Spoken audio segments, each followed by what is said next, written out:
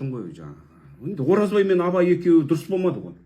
Бұны оппозиционер дейді, қазіргі тілмен айтқанда. Бірақ олар жеңге келген кезде бір-бірін жауға бермейді. Айтады ғой, тағына қызықсаң да бағына қызығамайсың сен оның. Көрдіңдер ме? Сол Абай өлген кезде Оразбайда шүйінші сұрап келді ғой. Тобықтың топастары. Шүйінші, Оразбай, Абай өлді дейді. Үйдің ойлашы, тіке, шүйінші, Абай өлді дейді. Сонда Оразбай басын жұлып алып, ей, жетесіз. Арысың құлады. Күнің шықпады. Айың батты десе нең кетеді? Абай өлді дегенше мына Оразбай өлді десеңші. Абаймен салғыласып, атым шығып еді. Енді сен сияқты кешшілермен салғыласып, менде не құн қалды дейсің деп тұр. Көрдің бе? Қандай адамдар.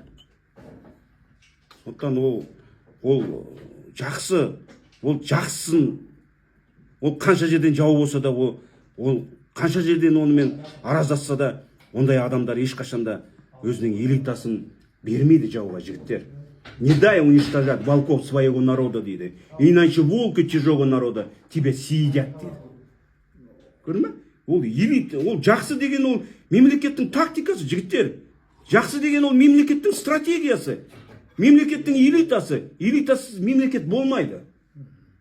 Ешқашанда элита болу керек бізде, жігіттер. Мықты жігіттер шығу керек. Қашанғы біз орыстың құлы болып жүреміз? Құлға құлсың десе, құлдың жылағысы келеді дейді. Биге құлсың десең, бидің күлкісі келеді дейді.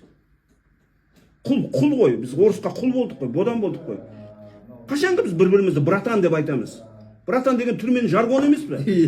Біле білсең.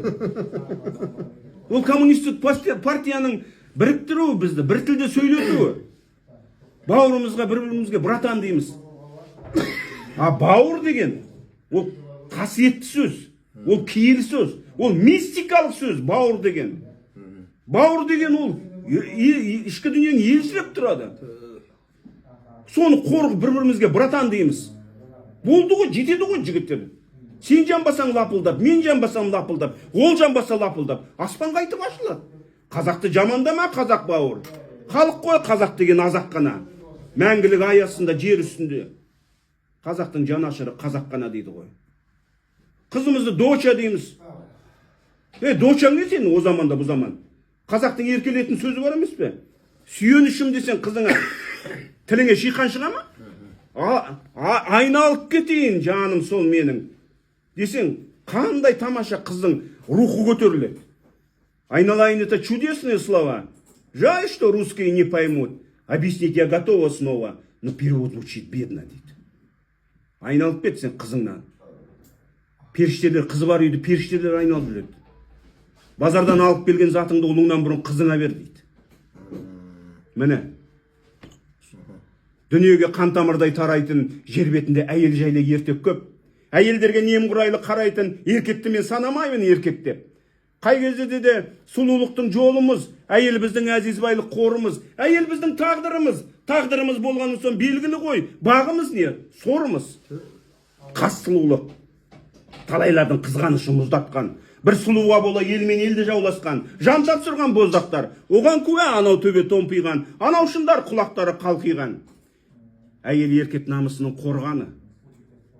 Нағыз сұлу әйел табу бұл еркек атаулының арманы. Нағыз сұлу әйел үшін қажет болса жан беру. Бұл еркек кодексте жазылмаған тармағы. Ерлік семсе азаматтық семеді. Үлкен ерлік үлкен күшке келеді. Маған ғашық бір әйел бар. Ол әйел менде сондай күш барына сенеді. Шаханов.